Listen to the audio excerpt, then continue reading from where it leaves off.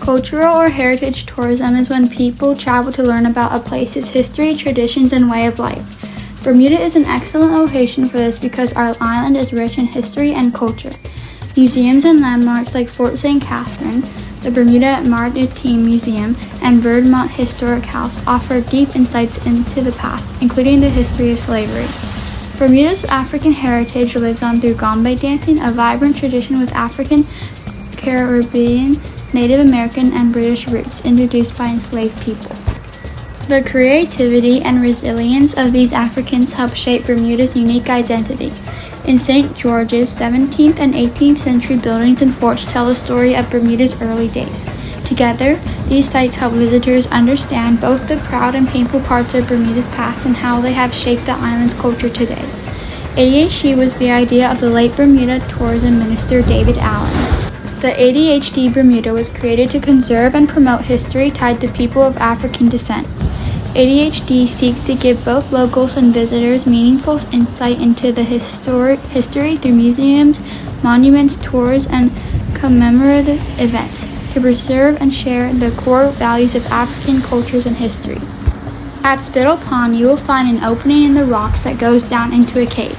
The cave is known as Jeffrey's Cave. This was during Bermuda's slavery period, which began in the 1620s. Many slaves used all opportunities to escape or rebel, which is very difficult since Bermuda is such a small island.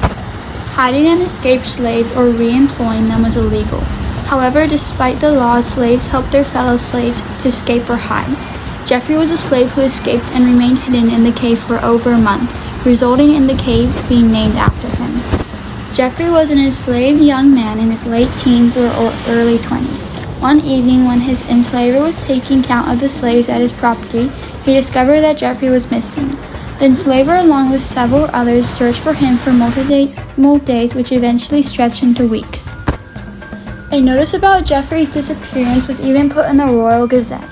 The search was abandoned when they believed that Jeffrey escaped on one of the ships.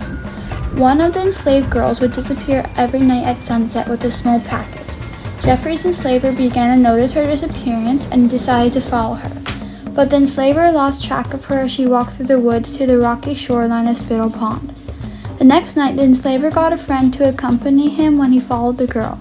This time, she led them to the cave where they found Jeffrey and the young girl giving him food.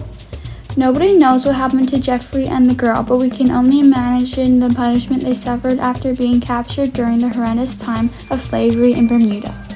Bermuda African Diaspora Heritage Trail and UNESCO Slavery Site honors the many enslaved people